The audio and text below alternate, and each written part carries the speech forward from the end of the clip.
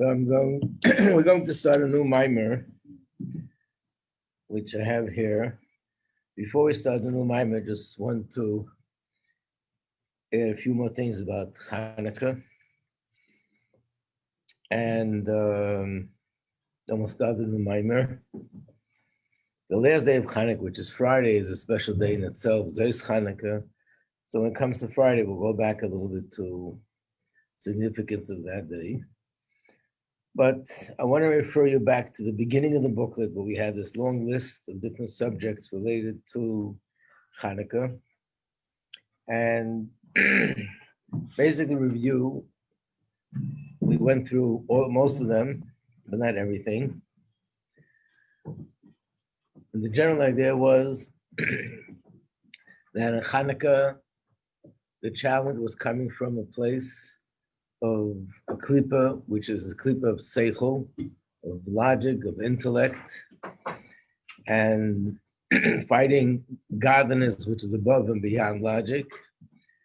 And that explains a lot of the questions we had about the way they affected the Beis Hamikdash and Yidden, and not destroying the structure, but making it tameh.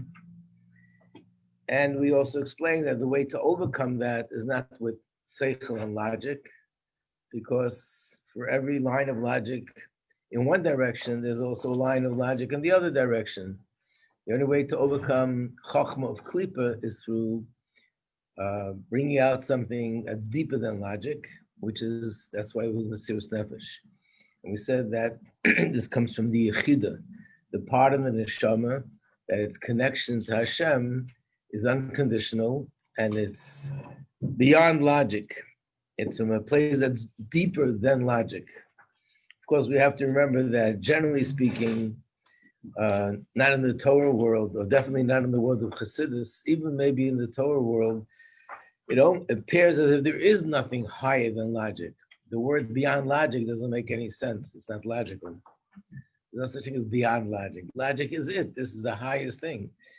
And even if we attribute tremendous greatness to Hashem, the greatness is that his logic is greater than our logic. And he's the source of all wisdom and of all intellect, of all logic. But really logic and reason and wisdom is the source of everything in creation. So Hashem is the wisdom of all wisdom and the source of all wisdom. But it doesn't make sense to say that he's above and beyond logic.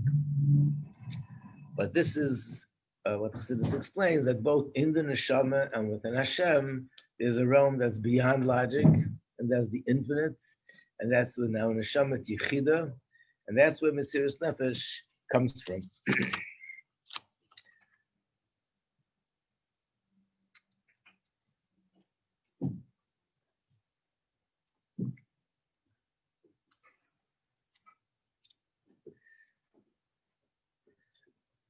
So maybe we should add that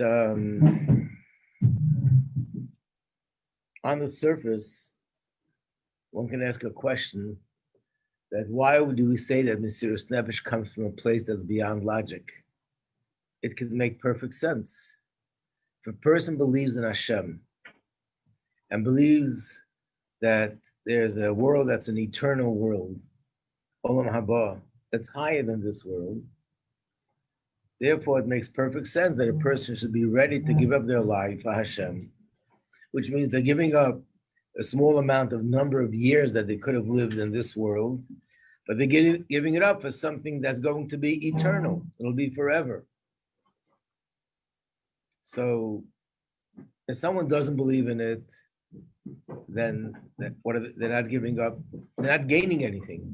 But if someone believes in it, the famous quote from the previous Rebbe, which you've probably heard, that when he was being interrogated by the Yevsektia, these are the Jewish communists, they were asking him questions, and he said to them that, in a sense, the words were sort of, you're wasting your time. When it comes to any issue that has to do with principles, he used the word, there is no human being in the world and there's no demon that can make me bend in any of my principles. I'm just going to say it and do it as it is. and he wouldn't answer their questions. So one of the people sitting next to him, the whole room was a pretty scary room. He sat by a table. There were 15 people sitting by the table. They were all armed to the teeth. And in addition to that, everyone had a gun on the table in front of him. And he had 3 people behind him, one on his right side, one on his left side, one behind him, all with different arms, swords and guns and knives. And when he said those words, the guy next to him pulled out his gun and he put it next to his head. And he said, you see this little toy? This little toy made a lot of people talk, and it'll make you talk also. And the priest Rebbe calmly answered him, you're making a big mistake. This little toy can only frighten people that have one world and 2 gods. Those that have one God and 2 worlds aren't afraid of your little toy. What he meant to say was that if you don't believe in eternity, you don't believe in 2 worlds, and you don't have one God, means you don't have one absolute truth. Of course, you'll switch this for that, you'll switch that for this. If it gets dangerous, you'll turn around and take on another belief and live a different way. But if there is one absolute truth, and Hashem is eternal, and godliness is eternal, then the toy doesn't frighten you. So it could be a logical approach to give up your life for Hashem. But nevertheless, we say that the Mesiras Nefesh comes from a place in the soul that's beyond logic. And this is a very long discussion, a deep discussion, but briefly, the explanation is as follows. 2 things. There's a chapter in Tanya, chapter 18, 19, where the Alter Rebbe talks about this, but there's 2 things. First of all, the fact that the people who gave up their lives for Hashem throughout the ages were not only scholars and thinkers and philosophers and people who were knowledgeable in Torah, and they were able to make this calculation, how that life is better than this life, and I'm not really giving anything up. It's like an investment. You put away, you invest $10,000 and you get back $1 million. That's not the kind of people that gave up their lives. The people who gave up their lives, a lot of them were simple Jews, people who had no knowledge of Torah, not deep minds, and yet they were ready and they actually gave up their lives and the lives of their children and families for Hashem. That means that it didn't come from a place of philosophy, of intellect, of logic. It was something inside them that just was so strong and so powerful that nothing in the world could disconnect them from Hashem. That something is deeper than logic. So again, in the general world, when you say something is not logical, it's actually a negative. It means it's foolish, it's silly, it's not living up to the potential of an intelligent person. But in Torah, and especially in Chassidus, not logical can also mean something deeper, and it transcends logic, transcends the limitations of logic, and that's the Yechidah. And the second thing the Alter Rebbe says is that even people who are scholars and philosophers and thinkers and great Torah giants, but when they gave up their lives, the fact was that there was no thought process, there was no meditation. It all happened like that. They were threatened, and they told whoever it was that attacked them that nothing in the world will stop them, like the story with the previous Rebbe, and they gave up their lives. There was no deep thinking, because this would take a lot of thought and a lot of meditation to say to yourself, give up your life, forget about your wife, forget about your children, forget about life, give it up for Hashem, because it's more beneficial. Have to be a lot of thinking in order to get to that point. And most of the people that gave up their lives, there was no thought process. They just Shema Yisrael Hashem Elokeinu Hashem Echad. But there's also another thing. It's not written in Tanya, but it's understood from other places in Chassidus. Intellect, and this came up in different classes, intellect and logic is, generally speaking, the deepest thing in a person's psyche. And we said this many times, that the intellect is influenced by our personal interests. We see that if a person has an invested interest in something, then the most ridiculous things, the most absurd things will make perfect sense to that person. Not that he realizes that it's wrong and it's corrupt and I'll do it anyway, but actually what they want to do makes perfect sense because they want it so much.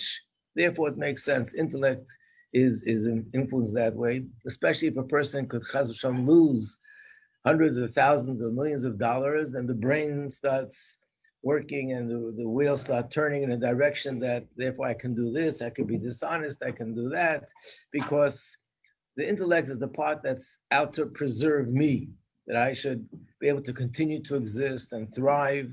And there's anything that's threatening me, the brain will surely come in and produce the most brilliant logical explanations why it's okay for me to do something which might be immoral, unethical, it might be destroying other people's lives, but it makes perfect sense to me because that's what I want right now without me even realizing it.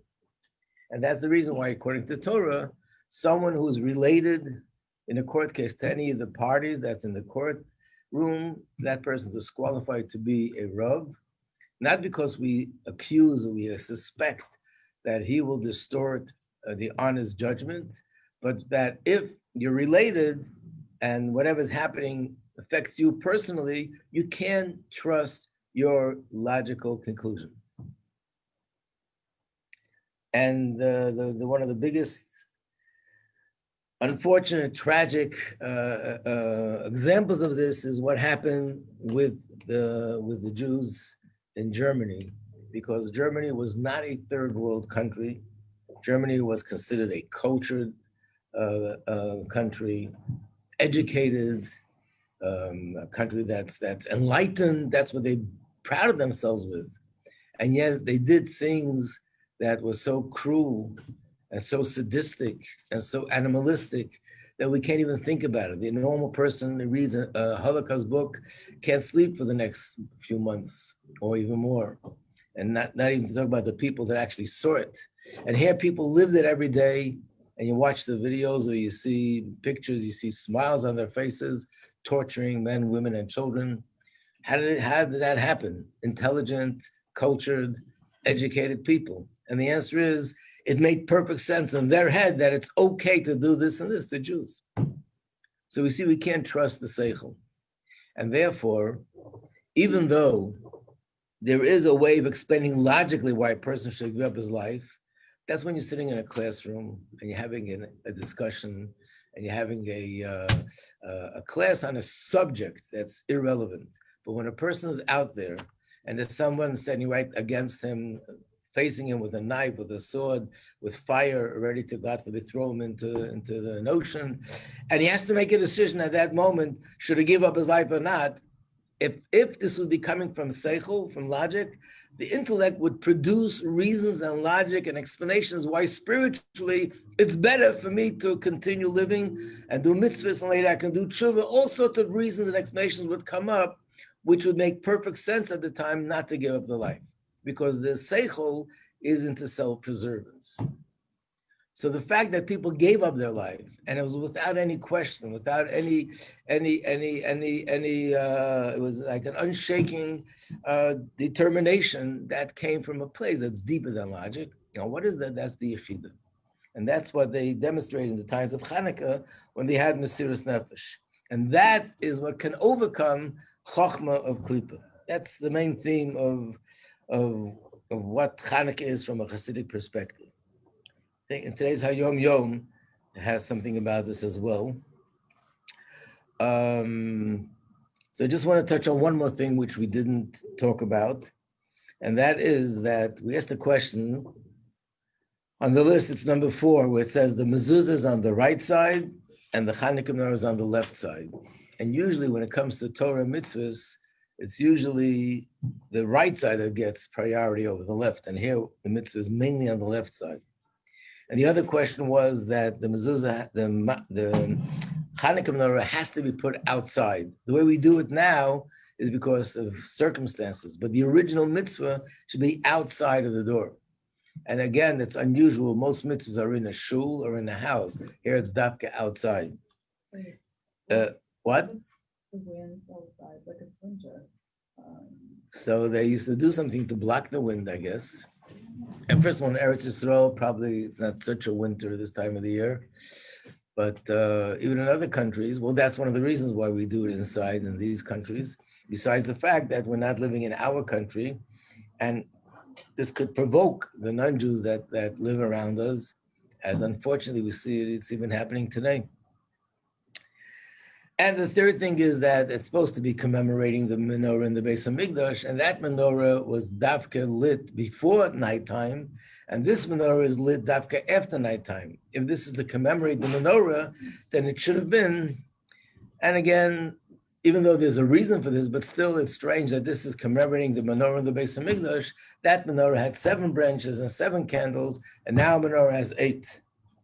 So the general answer to this is as follows: that there's something unique about Chanukah menorah in the sense that we have 2 kinds of mitzvahs: mitzvahs aseh and mitzvahs lo aseh.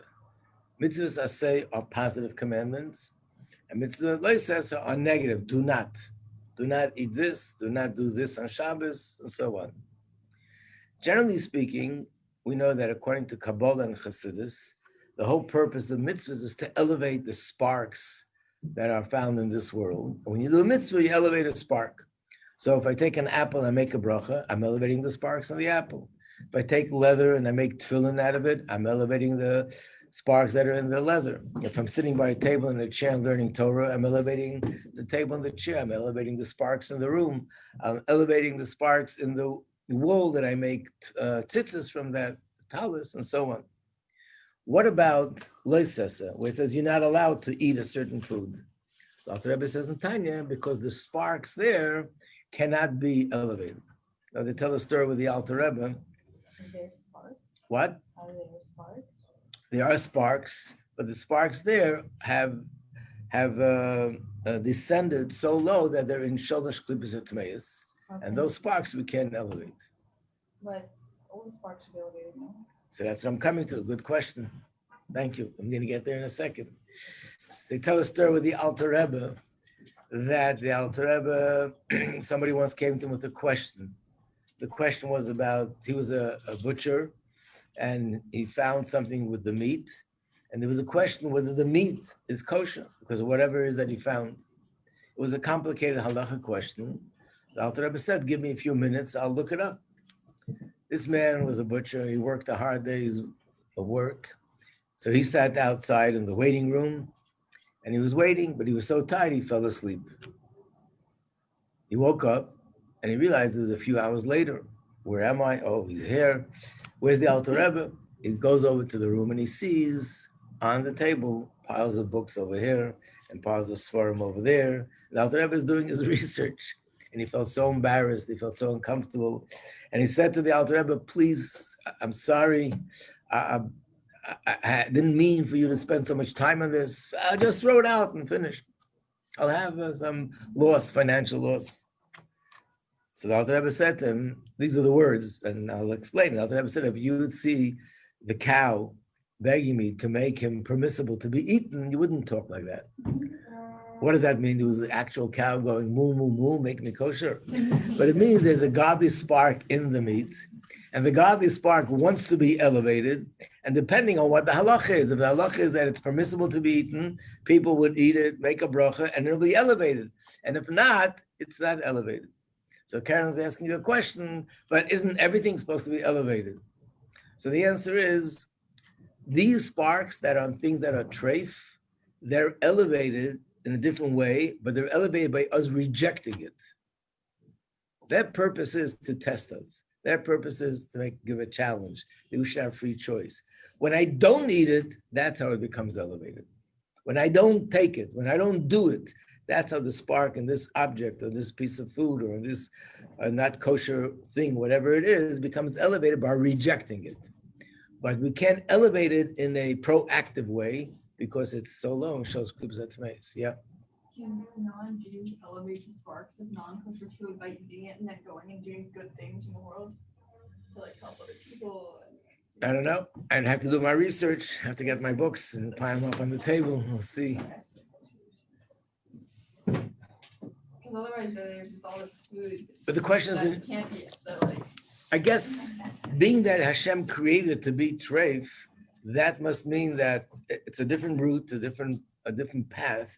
But again, by rejecting it, that's how it's elevated. I think you can say in simple words, by me not eating it, I'm fulfilling the purpose for which this meat or this spark, which is not kosher, was created. But most of the time, I feel like for most people, it's unconscious. Like, obviously, if that's a struggle for you, like for me, like not eating at this restaurant, am I elevating the whole restaurant? Because it's a struggle for you. You see what I'm saying? I think Like, it's, I don't know. I think it's generally when there's a struggle, not just Yeah. like I don't live in California, so if I'm not going to eat in a restaurant in California, I'm not elevating anything. Yeah. But if I'm confronted with something and I'm challenged by something and I don't eat it, then it's being elevated. In fact, in Hebrew, the word is yoshav v'lo aver, which means the person sat and didn't do a sin. And it's explained, what does it mean? He sat. Just say he didn't do a sin. No, because the word yoshav in Hebrew could mean to sit physically, or figuratively mean to sit back, to withdraw. When you withdraw from something and you reject it, that's how you elevate it. I guess the question more generally too is, can non-Jews like release godly sparks? B'chal could they elevate sparks, right? They can. No, I'm saying that's a question that I have to look up, because we're talking about, what about the not eating, not kosher? What about anything good that a non-Jew does? Yeah. Is that also part of the process of elevating the sparks? I feel like in a sense it has to be. Okay, we'll do the research. Because it's like the seven no-chai laws. Like those are the things that are also bringing out godliness in the world. It should be that way. You're right. It should be.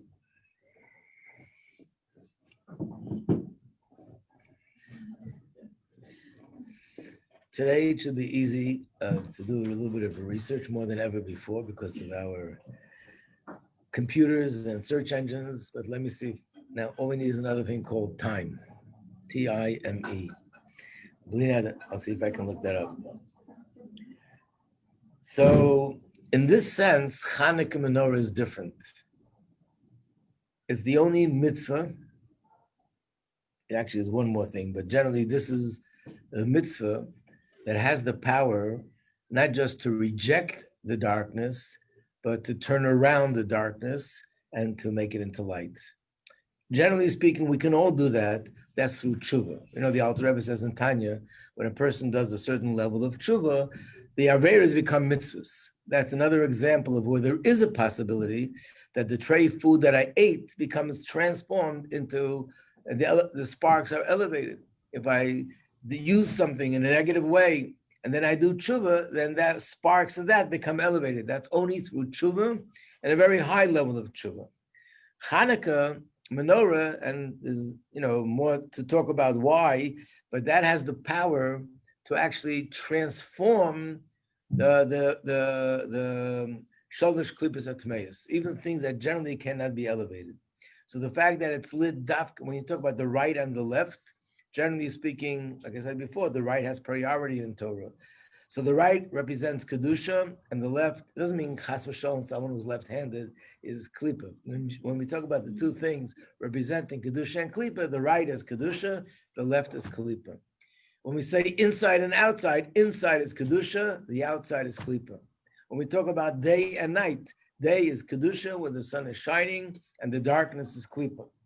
And this is what it means, that the Chanukah menorah has the power to light up that's why it's dafka put outside and dafka at night and dafka on the left side, because the power of the Chanukah menorah is to transform the klipa into Kedusha.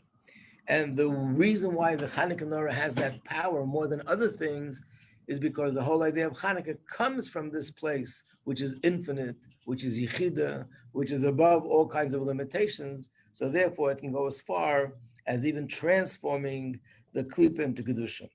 So this is hinted in the words.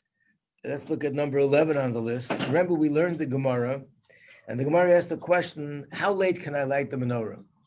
And the answer was, there's a certain tribe that they're the ones who are the latest outside in the streets. And if you don't see them anymore, then you know that that's it. No one else is out there, and there's no purpose in lighting the menorah. So look at number 11. And it says, ad de kalya, this is all Aramaic, rigla de tarmadoi, until the feet of the tarmadoi are no longer there. Kalya means finished, rigla means feet, tarmadoi is the name of that tribe. So it says in Chassidus that the word Talmudai can also be, letters could be reversed or rearranged in a different order. And if it's in a different order, it would be spelled like this, Mem. Oh, you got a good one. Vav, Reish, Daled, Sof. Moredus. And Moredus is a term that means someone who is rebellious. So then we'll read it this way, that you light the menorah, the light of the menorah goes to the outside, ad dekalia, until it finishes, riglet tamidoi, that there's not even the feet, not even a sort of a remnants left of anything that is revolting or rebellious against Hashem. So the purpose of the Chanukah menorah is to light up the outside, which means even the place which is the street, which is not Kedusha, could be changed and turned around through the Chanukah menorah. Which also explains another thing, number 16. There's a reason for this according to Halacha, but this is the reason according to Chassidus, that when you have Shabbos and Chanukah, and the person doesn't have enough money to buy 2 candles, they can only light 1 candle. Which candle should it be? Shabbos candle or the Chanukah candle? So the halacha is Shabbos candle comes first. So the reason in halacha is because Shabbos candle is the regular and the Chanukah candle is not regular. Another reason the Rambam gives because Shabbos candle is for Shalom Bayis, and Shalom Bayis supersedes everything else. But there's another reason, the way Chassidus explains it, Shabbos candles is designed to bring light in the house. Chanukah candles is designed to bring light outside in the street. So first you have to have light inside, and then you can light up the outside. So therefore Chanukah candles come after the Shabbos candles. Isn't it also because like maybe the Shabbos candles are a little bit more Chumash, kind of like the Shabbos is a commandment, so like and kind of that. Because it's the Raisa. It could be, that's also a reason. Even though the candles itself is midrabanan, there's no mitzvah midaraisa. Yeah, but actual Shabbos. Like Shabbos itself midaraisa. Okay, that could be a reason. Sounds good. Okay, there's more to talk about Chanukah, but I think we'll leave a little bit for the other days and maybe for Friday, Mir Hashem. And in the meantime, I don't think I have enough, but we'll somehow manage to make more copies tomorrow. Let me give this out. If you can pass it around. Yes. Now that the world is made that certain places are safer, why would they go back to doing that, letting outside or by the window? So the truth is, in places like Eretz Yisrael, they still do it like that. And they do it actually outside. I'm not sure. I don't know if the Rebbe ever explained it. I mean, why we don't go back, not to the window, we can even light it outside. Like I would, in other words, living here in America, not necessarily would it be a danger to, that's what you're asking, yeah. So I'm not sure. I mean, obviously the reason why we put it up by the doorpost is because apparently the doorpost spiritually has the power to project the light from inside to the outside. That's why we put it by the doorpost. So I'm not sure why today, because of a danger was transferred, why we don't go back, I'm not sure. That's another thing that has to be research. So we need a little bit more TIME, okay. Uh-oh, it's piling up, yeah. Okay, no more questions until tomorrow.